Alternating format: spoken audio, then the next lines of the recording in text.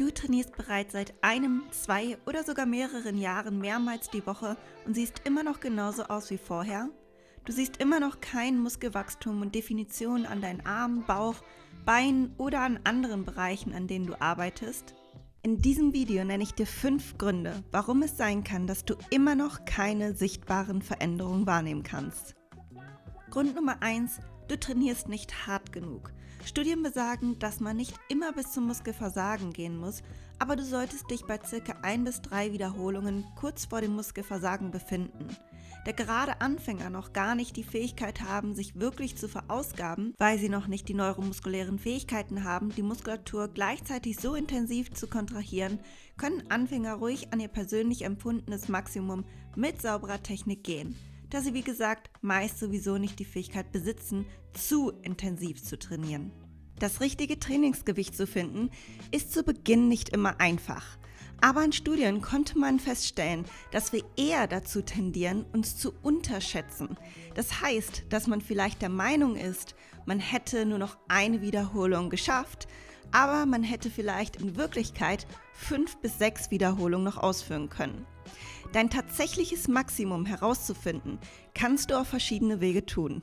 Wie gesagt, sollte nicht jeder Satz für jeden immer am absoluten Maximum liegen. Jedoch wollen wir sicherstellen, dass wir nicht konstant unter unserem Potenzial trainieren. Wähle dazu ein Gewicht, welches du für eine bestimmte Wiederholungsanzahl nutzen würdest. Angenommen 10 Wiederholungen Squats. Absolviere mit diesem Gewicht so viele Wiederholungen, wie du kannst.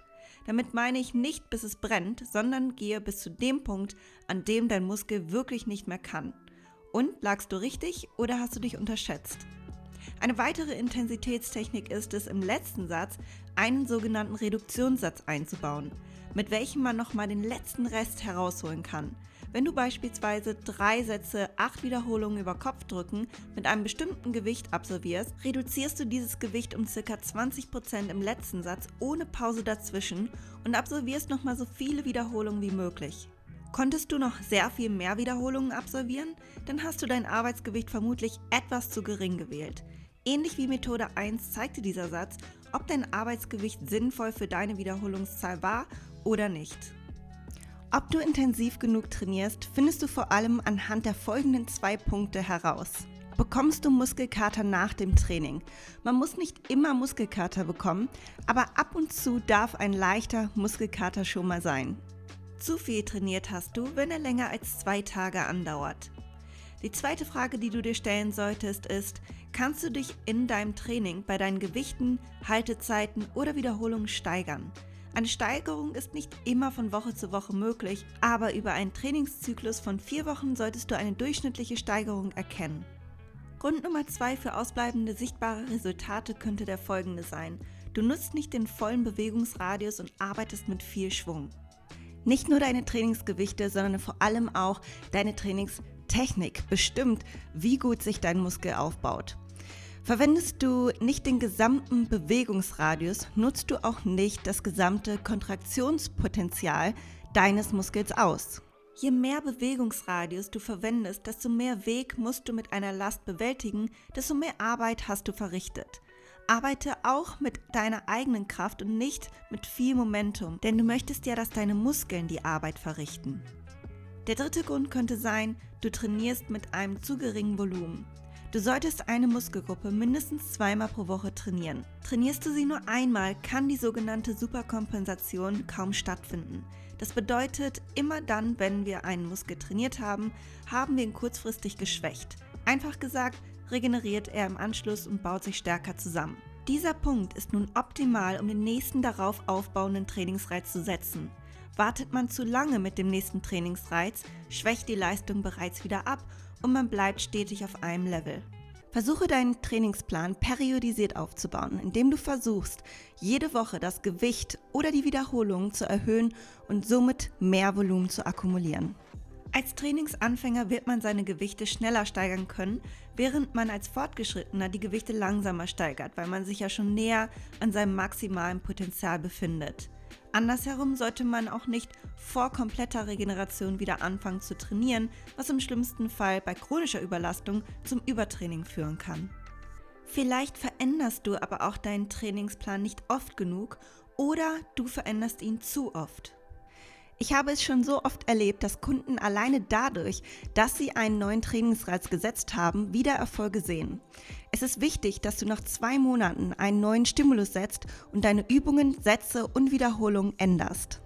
Solltest du deinen Trainingsplan zu oft ändern bzw. gar keinen Plan haben, wirst du keine Erfolge sehen, weil deine Muskeln nie Zeit haben, sich mal in einen Reiz zu adaptieren und darauf aufzubauen. Vielleicht kannst du jedoch alle bisherigen genannten Punkte ausschließen, aber kannst dennoch keine sichtbaren Muskeln erkennen. Dann kann es sein, dass dein Körperfettanteil noch relativ hoch ist und du dich eher mit der Ernährung beschäftigen solltest. Vielleicht bist du noch nie lange genug und konstant genug im Defizit gewesen.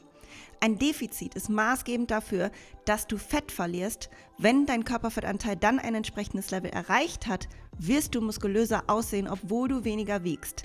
Denn die Muskeln haben dann nur noch eine geringe Fettschicht zwischen ihnen und der Haut. Wenn du deinen Körperfettanteil reduzieren möchtest, solltest du sicherstellen, dass du im kalorischen Defizit bist. Es darf allerdings nicht zu gering sein, damit du immer noch Leistung im Training erbringen kannst. Andersherum könnte es sein, dass du viel zu wenig isst und deinem Körper die Bausteine für mehr Muskulatur fehlen und deshalb auch sichtbare Resultate ausbleiben. In dem Fall solltest du sicherstellen, dass du in einem leichten kalorischen Überschuss gehst. Damit du deinen individuellen Bedarf herausfindest, habe ich die The Art of Health App kreiert, die du dir ab Januar im App Store und im Play Store herunterladen kannst. Fakt ist, dass die richtige Ernährung und das richtige Training key für eine sichtbare Entwicklung ist. Um sicherzustellen, dass du intensiv genug trainierst, habe ich dir eine Trainingsplanvorlage erstellt, die du dir in der Beschreibung kostenlos herunterladen kannst. Wenn dir das Video gefallen hat, dann vergiss nicht auf den Like-Button zu klicken und meinen Kanal für weitere Tipps zu abonnieren.